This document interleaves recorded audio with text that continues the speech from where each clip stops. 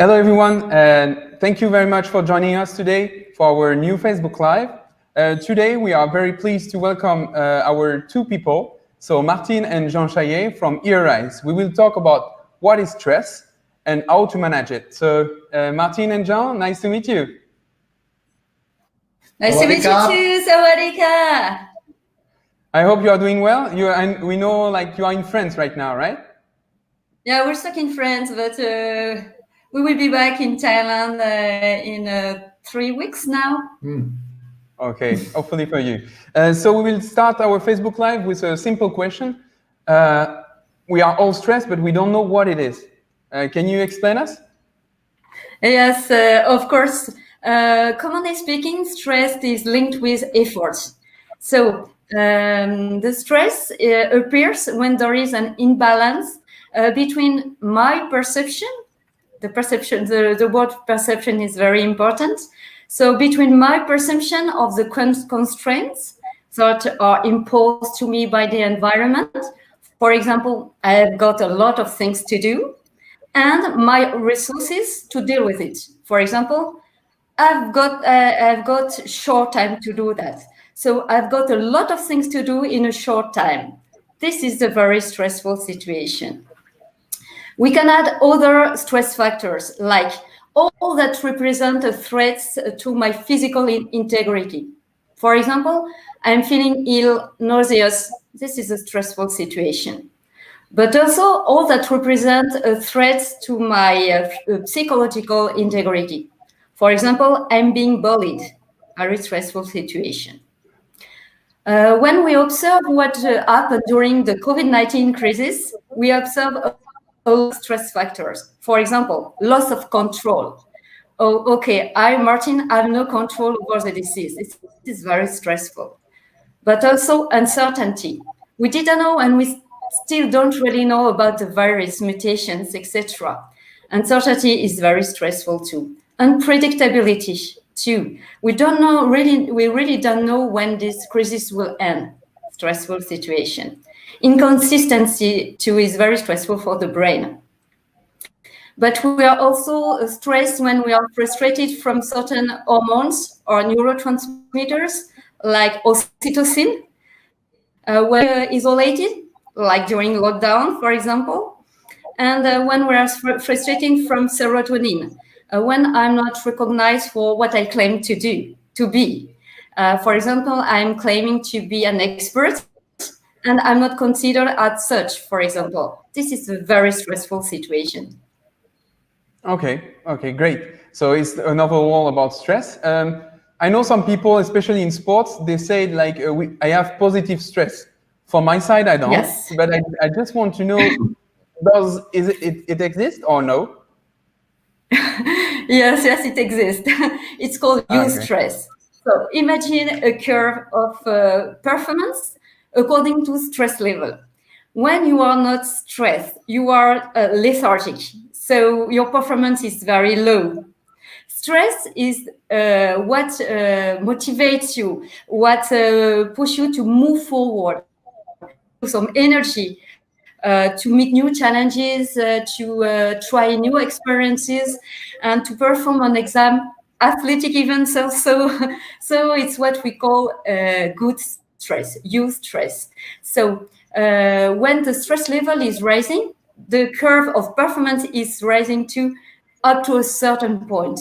Okay, but if the stress is too high, or if the stress remains, when it disappears, then your performance will begin to decrease, and the stress will become anxiety and then depression. This is bad stress. Okay. Thank you, Martine, for this. What is the manifestation of stress? How can I feel like stress? Sometimes the manifestations are there. So what are they? Yes, of course. So to answer this question, imagine we go a lot of time ago, I'm living in a cave, okay? And I'm angry, and I'm going out of this cave, and I see a beautiful tree full of fruits. And so, wow, it's good. And then suddenly, in front of me, I see a very huge tiger, you know, this tiger with the very long teeth. And I know that it is not good for me. Why? Because my best friend was eaten by this tiger 1 month ago. Wow, very stressful situation. And so my body will prepare itself to flee. This is the best, best reaction to have. Adrenaline will prepare my body to flee, and cortisol will provide energy to my muscle to flee. Okay, and when released, the adrenaline will modify my physiological state. For example, we can observe that with a person that has to go on stage and he really dislikes speaking in public. What will happen? I will breathe more rapidly. My muscles are contracted. Okay, they all are ready for action to flee. It's not really a good time to eat. So I will have decreased digestive function and less saliva. You know, I have to drink water in that case. It's not the right time to sleep. Of course, you have to flee.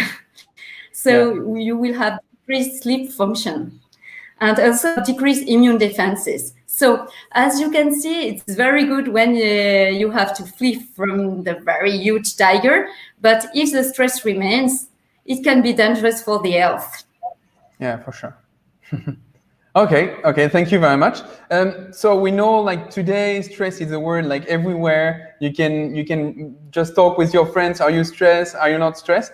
What are the key figures? I will switch the microphone to Jean for this question. Pleasure. Yes. Stress is told to be one of the most common diseases in professional life, but also in personal life, as you said just before. And let's take Thailand as an example, because we have some studies in Thailand and some figures. In September 2018, the Thai mental health department conducted a study on over 2,000 people living in Bangkok, 2,000 adults living in Bangkok. They found very, very concerned figures and results. First, they found that 45% of the people of adults were facing abnormal level of stress. And among them, 8% had very extremely high level of stress, which is very, very dangerous. The reasons in the study varied a lot from bread and butter or cost of living issues to family or interpersonal relationship issues, work anxiety, for example. So very, very various situations. But the direct consequence was 1 out of 4 people were also facing and suffered from a sleep disorder. And 32% of the people interviewed on this study felt unhappy. So these are key figures and key consequences of the stress. Okay, nice. But for what is the main consequences of stress in people? Like you take an example of Thailand, but what are the main consequences? There are many, but let's focus on 3. I guess 3 is better. First, the recovery. If you are overstressed, maybe you have difficulties to cut from your job or from your issues. So your brain is still working, still in action, and resting or finding peace in mind is very hard during your day or even during your evening. Your sleep also may not that be good, and in the morning you feel tired or even like you didn't have slept that much. Yeah. Second point, relationship. You don't want to see people anymore. You're not the active listener you used to be, and you pay less attention to others. You are irritable, as if you drink too much coffee. That's the second point, relationship. Yeah, that's not that good neither. And the third point is about anxiety. Martine talked about anxiety just before. You lose confidence in yourself. Your self-esteem is going down. You are no more sure about the quality of your work. You are no more sure about the relevance of your decisions. You may think that everyone or everything is against you today because you are very stressed today. And all these consequences can very quickly lead to breakdown, depression, or to burnout, which are very, very bad consequences for sure. Okay. Some of us can have this kind of thing when we are stressed, of course. coffee help a little bit when you are stressed, but Yeah. apparently not at all. Okay. Yeah, like the curve Martin talked about, up to a certain level, and after it goes down. This was the consequences of bad stress, of course. Okay, so and what are the stakes about like stress? The first stake is about productivity. Productivity, I mean efficiency at work, but also in your life at home. So just one enlightening figure on that point. We did a study in Asian plant. This Asian plant, they do some manual assembly operations.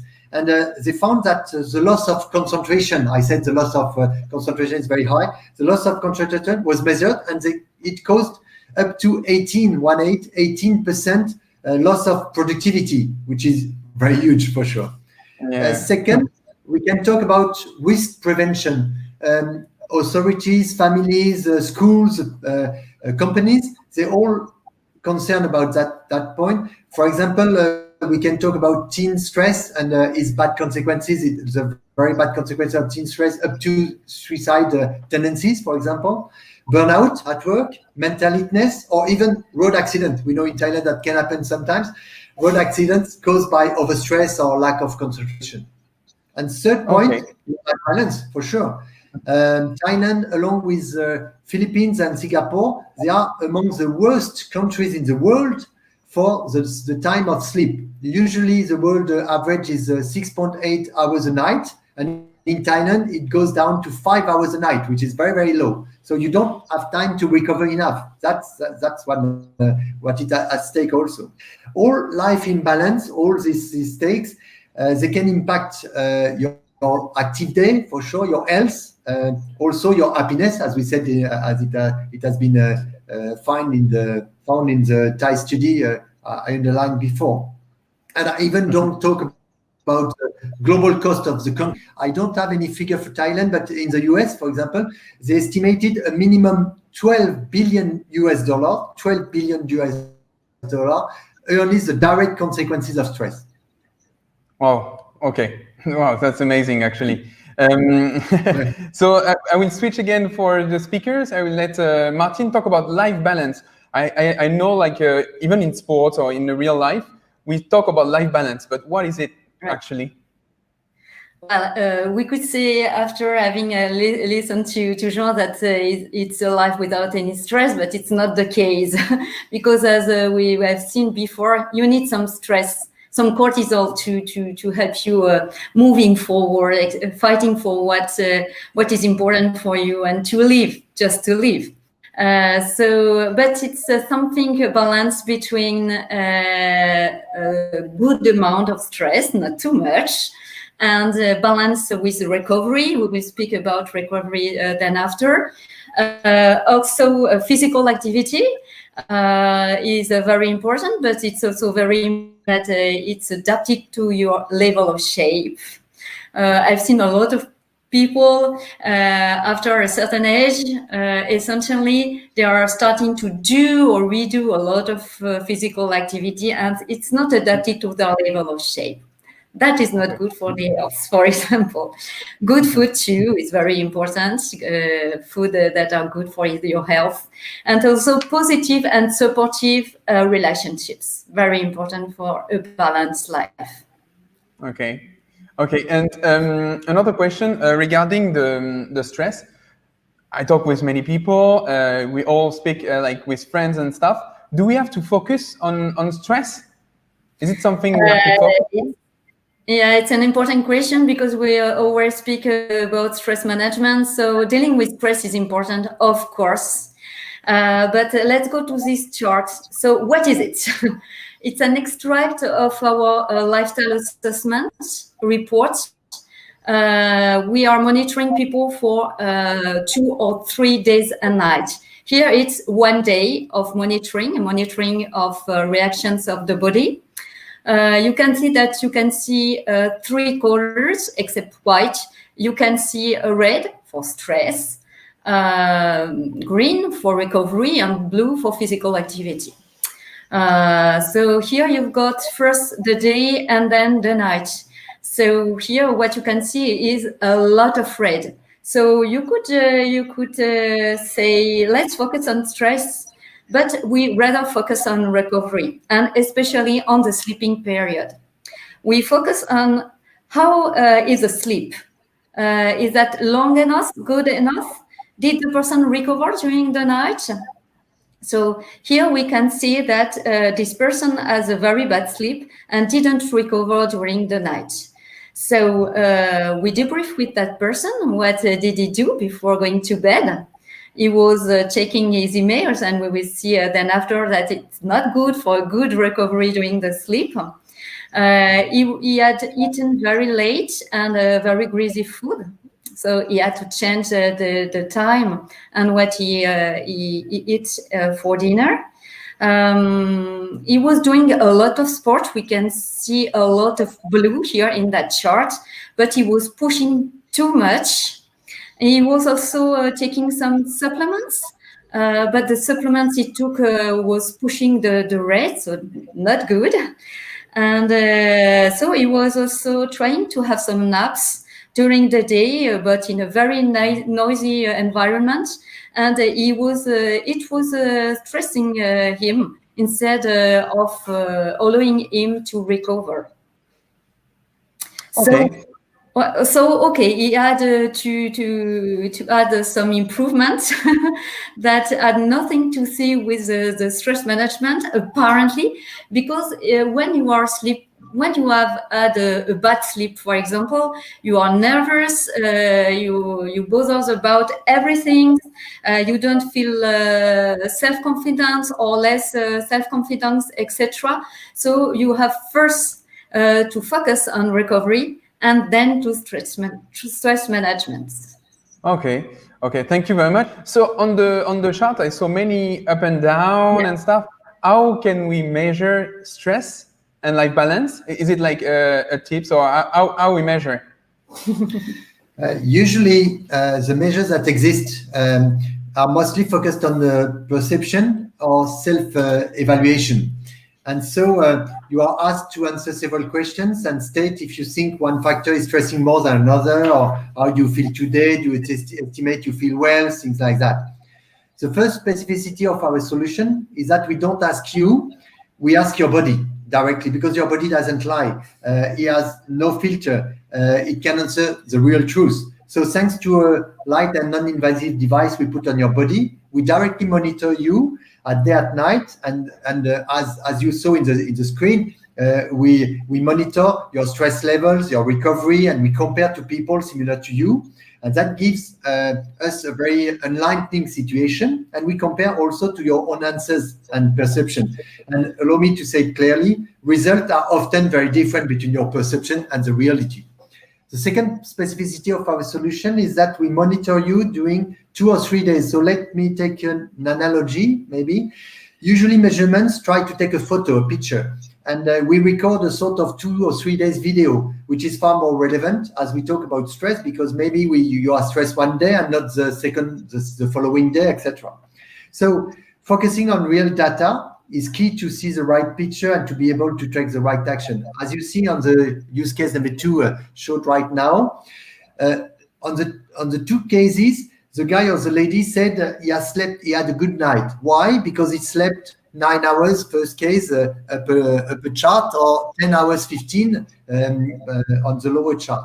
But in fact, as you can see, the first chart above is good, a lot of green, that's good night, good recovery night. And the body says very differently on the chart below. 10 hours laying in bed for sure, but a lot of red and not real recovery. Okay. Thank you very much for this information about good nights, bad nights. We all think we sleep well, but finally maybe not. So that's also a good point. We will switch to expert tips, because all our Facebook Live, we always ask our experts to talk about like tips and things we can do every day. So how to enhance recovery? How can we recover well? Okay, the first tips will be about the sleeping period. You won't be surprised of it, but it's very important with very simple, easy tips. First, no screen before going to bed. Why? Because the screen will give you some information in the brain. The information is wake up and not go and sleep. So it's very important, no screen before going to bed. But also, as I told you before, no message checking just before going to bed. Why? Imagine you are checking your email just before sleeping and you have a message. You have to find a solution and you switch off your cell and you say, oh, I will think about it tomorrow morning. But that's not what happened. Your brain will work and try to find some solution during the night. And so you won't recover very well this night. Then you have to sleep in a room not quite dark and not too warm, so quite cool. No coffee after 2 p.m. Sometimes difficult, I know it's the case for me, it's very difficult sometimes, but no coffee normally after 2 p.m. And as for the sport, very important too, but no sport after 8 p.m. or just walking, of course. Then you have to go, very important too, you have to go to bed when you begin to feel sleepy. You know there is a moment where you feel sleepy. So it's when you have a peak of melatonin. And so the peak of melatonin is very different from a person to another. But if you are not going to bed when you are feeling sleepy, just, you know, you feel like going to bed, then sometimes you will sleep maybe 3 hours after you are going to bed. So it's very important to respect your body. Yeah. Okay, so I can see I'm a very bad student. I don't know if you have some other tips, maybe? Yes, we have. We have many, but let's take another. We have said stress is good and you need to have stress to life. If not, you have no life. So you need to have stress. But you also need to balance between your stress level and your recovery. And during the day, you should rest for minimum 30 minutes. And so maybe you can split these 30 minutes into 3 times, 10 minutes, 3 times. For some people, it could be having a massage. It could be meditate. It could be having lunch with friends, because social relationship helps resting and emptying your mind, like you say. Closing eyes and so recover like that. Maybe for some other people, standing up and having some having a walk for a while or things like that. So everyone must find his own action, but this 30 minutes is a very good tip to follow. Okay, so mine is tennis. So when I'm stressed, I just play tennis and I'm feeling better. So like it's my. But usually it's 1 hour on tennis. Yeah, that's true. That's true. So do you have other tips so I can switch to for? I can, very short. Yes, I can go ahead. Yeah, because everyone has to find his own recipe. That can be not only one thing, that can be a lot of things. And so when we are debriefing lifestyle assessments, we are the people are trying to really find their own recipe. That can be, for example, talk with friends, call friends when you are stressed, ask for help. And it's not sometimes it's not very easy to ask for help. Work on your resources, your strength. Better organize your day, ask for recognition, learn to deep breath. This is very important when you are very stressed. Learn to eat well and begin, for example, a physical activity or physical activities too, or redesigning your training programs. So you have a lot of tips to be less stressed and to recover better. Okay, thank you for the few tips you have. I'm quite sure you have a lot of more. Depending of the people, and but we can see your logo on our Facebook Live. It's Earise. What is Earise? What are you doing in general? What is your main work? I mean, thank you. Good question. Also, so at Earise we are focused on health and performance, both for people and for organization. So we deliver consultancy mainly on leadership, operational excellence, and change management. We train, we coach people, we give advice. We help our clients seeing the right picture and also finding the right solutions. And we also, as we said before, measure things. We get real data because it's very essential to focus on the right pain points to improve. So the purpose for us, our purpose is to provide both for organization and for individuals, ways to perform better, to stay in good health, and to concentrate their efforts into the right levels, the real levels that counts. Okay, and I saw like you proposed some lifestyle assessment. How do it work as well? Yeah, so it's very simple, and you have five steps. First, you define the objectives with the client and the right timing to run the monitoring, because sometimes for someone that is traveling a lot, not these days, but before, let's say years before, maybe he or she is feeling stressed during traveling. So we monitor during traveling. Another could be during the weekend, during the working days, etc. Second, you monitor yourself with such a device you see on the lady above. There is a device on her body. So that's the way we monitor yourself during 2 or 3 days. And we get back directly the data. Third, we analyze this data to find the key points and to create a specific report, as you can see on the other picture on the right side. And a wellness specialist will deliver a very precise, a very unlikely feedback with key action to take. And sometimes, lastly, for those who wish, we organize a follow-up some months later, or even a light monitoring again, to see how you better manage stress, you enhance recovery, and you exercise right. Okay. So thank you for these details. Thank you also for the presentation about Earise.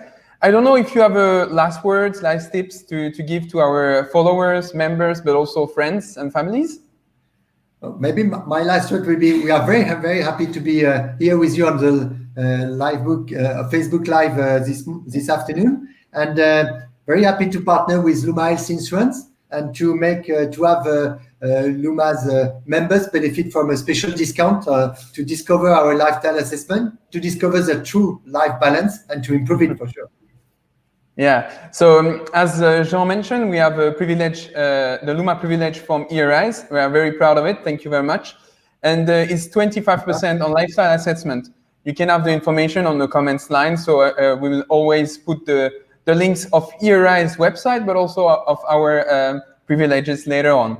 If you have any kind of questions, do not hesitate to put on the comments line. And I would like to personally thank you, Luma team and I. Thank you very much, the Earise team, Martine and Jean. Thank you. Thank you. I wish you a great evening, a great night, and also a great day in France. See you. Thank you very much. See you soon.